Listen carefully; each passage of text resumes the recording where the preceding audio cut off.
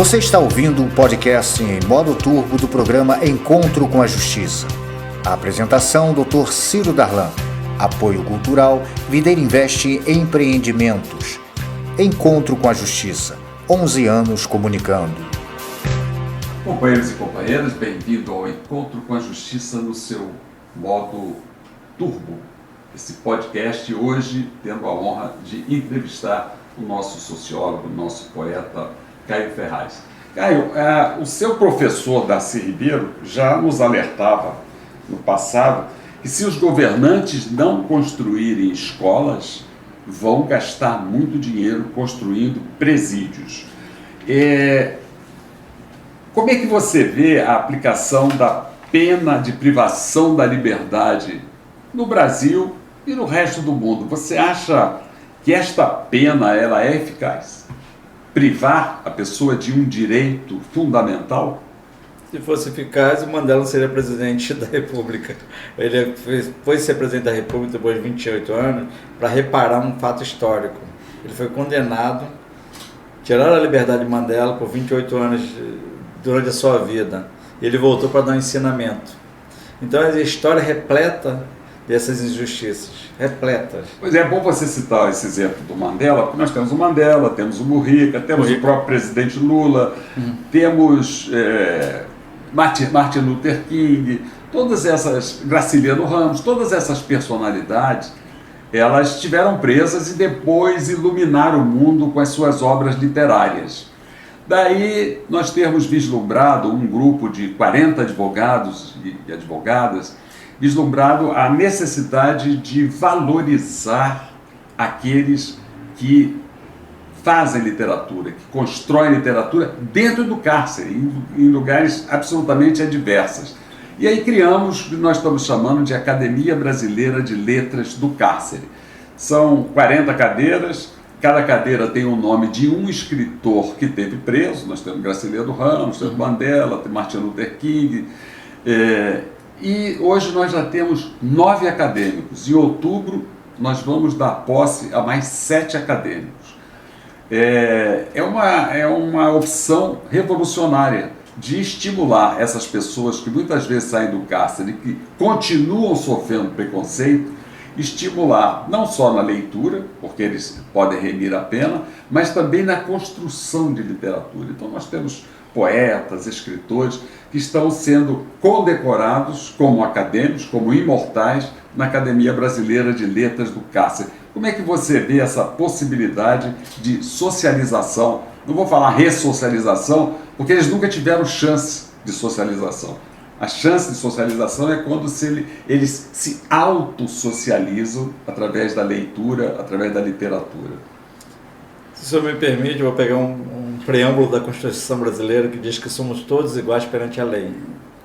E aí eu poeticamente complemento. Somos todos iguais perante a leitura. Só existe um espaço da existência onde todo mundo é igual. Carolina Maria de Jesus só é igual ao Machado de Assis, só é igual ao desembargador, porque ela escreve a história dela. É a leitura que faz a gente renascer. Não é a lei. A lei é um comprometimento à sociedade para defender alguns privilégios. Eu nunca fui igual perante a lei ao desembargador. Eu nasci em Vigário-Geral. Eu não sou catedrático, eu não sou doutor pela Sorbonne. Então não sou igual. Não sou igual nem perante a lei a um negro. O negro discriminado, ele é condenado 80% dos encarcerados no mundo. No mundo, nos Estados Unidos, vou pegar 2 mundos paralelos, que os 2 que eu convivo, Estados Unidos e Brasil, são negros. Então não sou igual perante ao negro, perante a lei. Eles não têm um privilégio que eu tenho.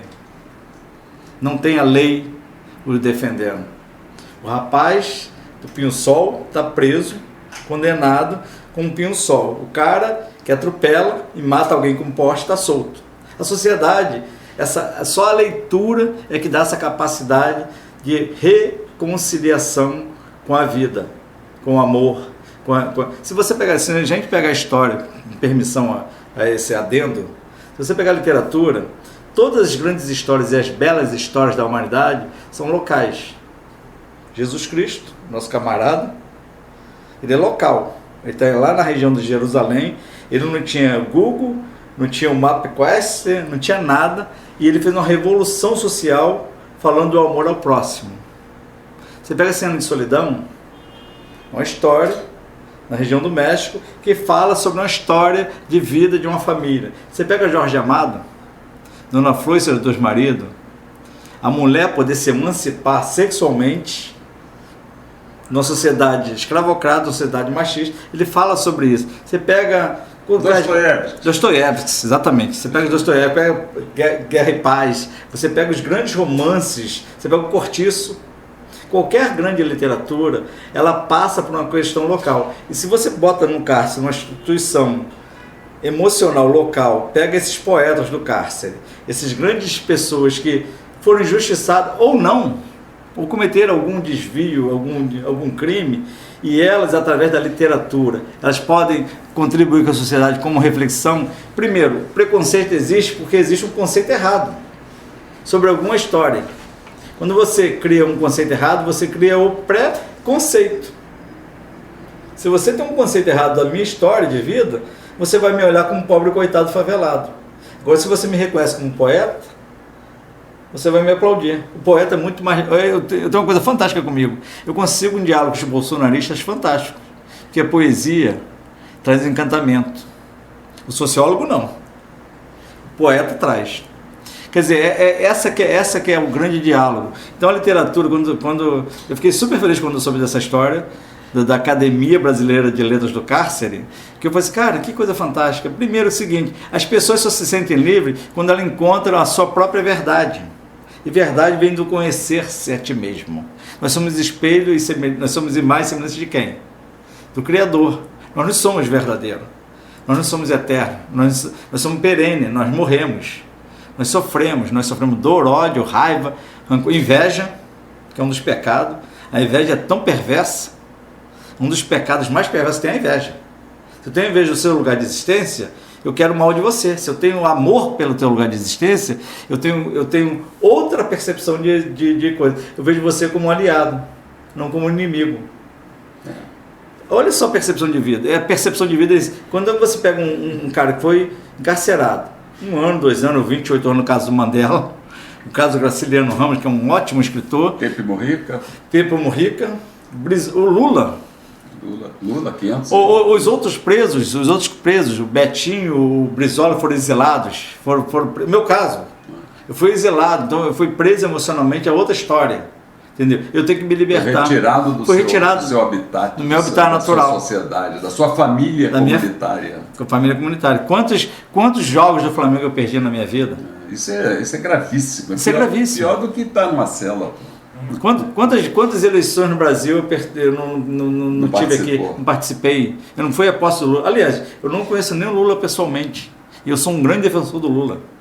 Eu quero um dia ter esse reparo histórico. Quero um dia poder abraçar o Lula. Eu nunca tive esse privilégio de abraçar o Lula. Eu tive o privilégio de abraçar o Brizola, encontrar com o Brizola, Darcy Ribeiro. Mas com o Lula eu não tive. Porque são pessoas que... Como é que pode um cara sair do Nordeste, chegar presidente da República sendo torneiro mecânico, fazer a grande revolução? Porque ele conheceu a dialética da malandragem. Sabe o que é a dialética da malandragem? É um conceito meu. Ele conseguiu dialogar com todos os setores da sociedade. E ser malandro não quer dizer que é uma palavra perversa, não. Ser malandro é saber dialogar. É esperteza. É poder sentar na mesa e de costas e olhar para o horizonte e falar assim, cara, eu pertenço a essa sociedade. Malandro é isso, malandro não é um cara desonesto. Malandro é um cara que sabe entrar e sair e sabe conviver com o diferente. É o cara do samba, é o cara da música, é o cara da literatura. Malandro é o cara que sabe dialogar com a vida. Até pensei em convidar o presidente Lula para fazer parte da Academia Brasileira de Letras, mas eu fiz uma pesquisa, a única coisa que ele escreveu foram as cartas para a Janja, então não vale. Agora, dia 31 de agosto vai ter em São Paulo um evento espetacular, é um evento internacional, de encontro internacional de egressos dos sistemas penitenciários. Vem gente lá dos Estados Unidos, vem gente da Inglaterra. São experiências diferentes, o sistema penitenciário muda em cada país, mas é muito bom que nós vamos com um número muito grande de egressos e vamos com 6 acadêmicos da Academia Brasileira de Letras que vão representar a academia e vão falar sobre essa ideia e sobre a sua experiência como escritores num congresso internacional, dia 31, ali em São Paulo. Eu também vou estar lá. Legal essa ideia de regresso, eu acho que regresso traz uma lembrança muito interessante poeticamente. Egresso e regresso. Eu regressei para a sociedade, voltei para dialogar com vocês. O que é ter a vida privada, no sentido de não ter liberdade, não no sentido de ter vida privada, a sua casa lá no cantinho não, mas não ter liberdade, e você agora regressou para dialogar com a sociedade a partir de um momento histórico seu, porque nós somos seres históricos, nós somos marcados por uma história. A minha história, eu jamais posso negar a minha origem Vigário Geral, jamais. Eu nem tenho essa condição histórica, emocional, de falar que eu não vivi, nasci numa favela. Mesmo que eu tenha uma condição privilegiada hoje, que eu possa viajar o mundo, graças a Deus eu tive Japão, Cuba, Venezuela, Costa Rica, viajei em vários lugares do mundo, Turquia. Você poder fazer isso é um privilégio inconcebível em termos de emoção. Você olha assim, uau! Mas é que você conquistou isso. Essa conquista, então, mas não foi meritocracia, foi, sabe o quê? Esforço, leitura, literatura. Eu só consigo me perceber enquanto ser social, histórico, político, que fez a própria transformação. Eu regressei ao meu ser, eu falei assim, cara, você é um ser de luz, lute por isso, brigue por isso. A sua liberdade está condicionada ao seu fator emocional. Você não pode ficar presa à favela no sentido de pobreza.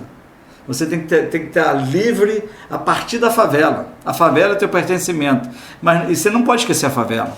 Então você fazer esse egresso com regresso é fantástico. Você busca esse diálogo de quem não teve liberdade, de quem foi privado da liberdade e voltou e falou assim, opa, hoje eu sou poeta, sou cronista, sou contista, sou romancista, sou acadêmico e posso falar de um lugar com outro olhar. E você acaba apagando, não no sentido de apagar, no sentido de esquecer a história, mas apagando o conceito errado que é o preconceito. Professor Caio, eu vi, né, uma postagem sua na praia de Copacabana, falando da sua felicidade de rever o Rio de Janeiro. Qual é a sua relação com essa cidade maravilhosa aí? Como é que o senhor, um poeta, olha para essa cidade cheia de curvas, cheia de povo lindo, homens, mulheres, ainda sofridos, ainda discriminados, ainda numa desigualdade social muito grande, mas num verdadeiro paraíso da natureza? Qual é o seu olhar sobre o Rio de Janeiro? Eu sempre olhei para a cidade poeticamente. E eu tenho uma poesia que é a única cidade do mundo que você conjuga no presente indicativo. Eu rio, tu rides, ele ri. Nós rimos, vós rides, ele ri. Sorrir é isso. Sorrir é estar de encontro contigo mesmo. Sorrir é buscar felicidade em você mesmo. Por mais que o momento de tristeza que a gente tenha, o Rio de Janeiro é cheio de tristeza, mas é cheio de alegria. É uma cidade devotada à alegria. Então, quer dizer, a poesia fala sobre isso. Aliás, o Carlos Drummond de Andrade tem uma poesia também fantástica. No mar estava escrito o Rio. Entendeu? No mar estava escrita a cidade. Ele fala sobre isso. Entendeu? Então, Rio é meu estado de espírito. Rio é a única cidade do mundo que você consegue conjugar em termos de verbo. Você não fala eu Paris, eu Nova York, e você fala assim, eu amo Nova York. Você bota o amo no meio. Mas o Rio é o único que você consegue, eu, pessoa, falar dela, me conjugar nela, me inserir nela. Isso é tão fantástico, é tão emocional e é tão lindo, porque primeiro, quando você fala do Brasil, no exterior, eu moro nos Estados Unidos, e quando eu viajo muito, eu sou brasileiro, vírgula, Rio de Janeiro. Ser brasileiro é uma coisa, ser carioca é outra. É um estado de espírito emocional. Quem conhece a Mangueira, quem conhece o Salgueiro, quem conhece o Maracanã, quem conhece a Rocinha, quem conhece a praia... Quem conhece o Vigário Geral? Quem conhece esse lado solar da cidade, de uma montanha única, é lógico que vai se encantar. É uma cidade encantadora, é uma cidade que tem essa coisa. E quando você percebe, o senhor viaja muito, o senhor sabe disso. O senhor vai a Paris, vai a Nova York, vai assim, muito prédio, muito bonito e tal. Mas aqui não, aqui tem um contorno e um entorno muito belo. Professor Caio, estamos concluindo o nosso encontro, um encontro maravilhoso de sapiência, de poesia, de beleza. falando do nosso habitat comum, Rio de Janeiro. E eu queria lhe dar esses minutos finais para o senhor se despedir e falar como é que o senhor sente, já que eu sou habituado a escrever sentenças e o senhor poesias, como é que o senhor sente esse seu retorno para o nosso povo aqui, ainda que um retorno de turista? Gostaria de ver mais encontros com a justiça e mais encanto com a justiça. Esse é o meu desejo. Encantar-se é trazer luz. Enchanter é trazer luz, é trazer brilho. Eu gostaria que a justiça tivesse mais Damascenos, mais Kenaric, mais Ciro Darlan, mais pessoas que olham para o lado da sociedade que é obscura, que é negra, que é sofrida, que é pobre, que não tem metrô, que não tem praia, mas que tem o Vinícius Júnior, que está lá lutando contra o racismo. Lutando contra o racismo na Espanha. Está lá na Espanha lutando contra o racismo. Você sabe que ele está com um projeto ali em São Gonçalo, né? Ele vai fazer um projeto social em São Gonçalo, naquela área mais pobre de São Gonçalo. Quer dizer, este é o verdadeiro líder, é o camarada que cresce, que tem sucesso, que é um jogador famoso, querido, rico, milionário, mas não esquece suas origens, não esquece seu povo. E por isso nós estamos acabando esse programa, concluindo com uma poesia maior, que é encontrar o professor Caio aqui no Rio de Janeiro. Professor Caio, espero que o senhor nos acompanhe nos programas Encontro com a Justiça e lá nos Estados Unidos continue dando as suas contribuições. A gente pode fazer alguns programas de lá para cá para o senhor falar da realidade do lado norte das Américas e saber também, conhecer também como é a nossa realidade passo a passo aqui no Rio de Janeiro. E queria lhe convidar também para ir ao nosso Filosofia na Praia. O senhor que gosta tanto do Rio, gosta tanto da praia, de 15 em 15 dias, ali no Leme, no quiosque, na praia, a gente faz uma Atenas, uma praça de Atenas para discutir filosofia. O senhor que é um grande filósofo. Muito obrigado e até lá. Obrigado. Você ouviu o podcast em modo turbo do programa Encontro com a Justiça. A apresentação, Dr. Ciro Darlan. Apoio cultural, Videira Investe Empreendimentos. Encontro com a Justiça. 11 anos comunicando.